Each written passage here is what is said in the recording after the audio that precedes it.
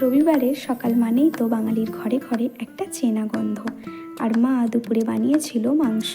খাওয়া দাওয়া শেষ করে বিকেল হতেই আমি আর দাদা বেরিয়ে পড়লাম একটু ঘুরতে। চলে এলাম আমাদের কাছের মালিয়া পার্কে। গিয়ে দেখি কি ভিড়, চারিদিকে ছোট ছোট বাচ্চারা মনের আনন্দে খেলছে।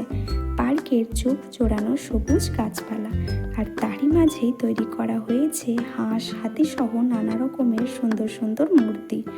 পুরো পার্কটি এত বড় আর এত সুন্দর যে ক্যামেরায় বন্দি না করে পারলাম না।